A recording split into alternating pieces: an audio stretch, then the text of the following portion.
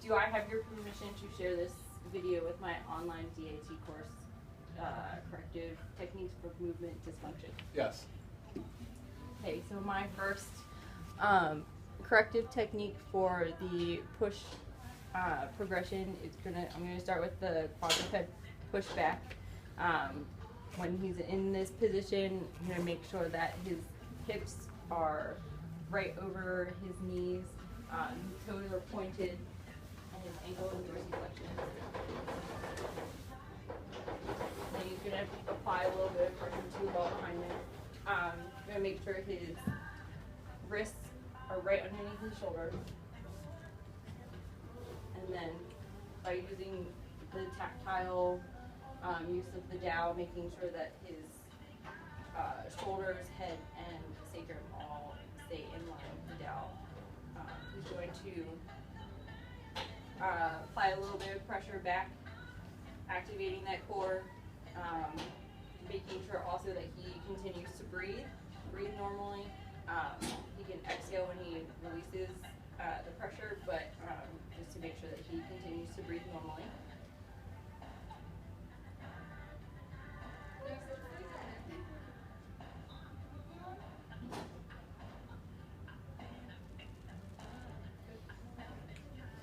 Okay, so then the next progression is going to be have him do an incline push-up. His hands are going to be on the stairs, feet all the way out and all the way together.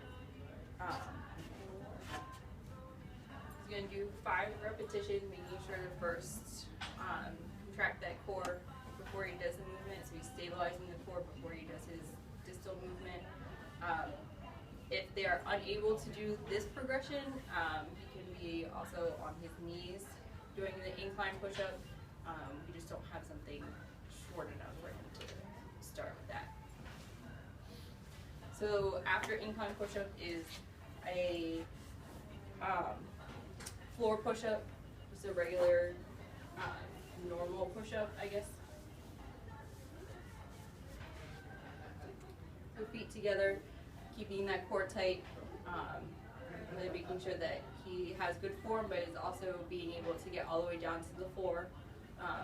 Also making sure that he's breathing normally, breathing through the progression, and he's not holding his breath through the 5 repetitions.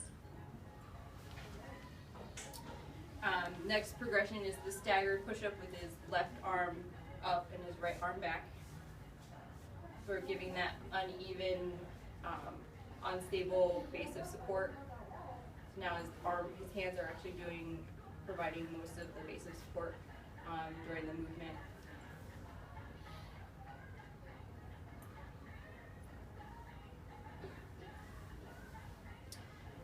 Okay, so then the next one is going to be a push-up with resistance. I'm going to have him put the TheraBand behind his back. So when he's in the push-up position, he's getting resistance on that push-up phase.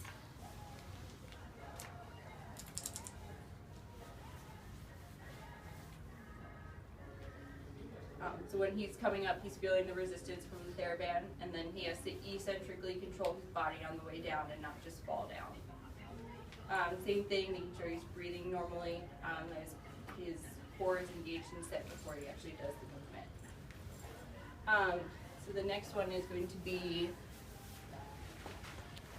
the resistance, but I'm also adding in his hands, which were the stable base of support, now being on an AirX pad, so he has to not only control the push up phase and the eccentric phase down, but also control the base of support on the unstable AirX pad.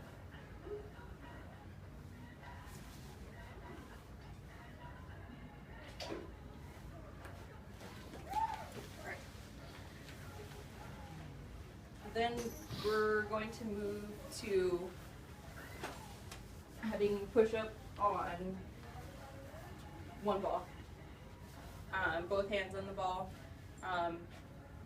So now instead of the unstable surface of the AirX pad where he had his arms out to the side and was able to sort of balance his body that way, he has center of gravity right over where his hands are.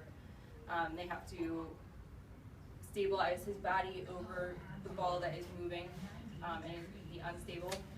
And then as we move to the last progression,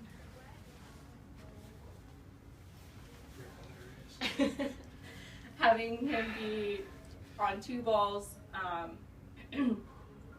having to stabilize each arm separately over the use of 2 balls, and as these progressions get more, making sure to focus more on the breathing, making sure that he starts to breathe normally.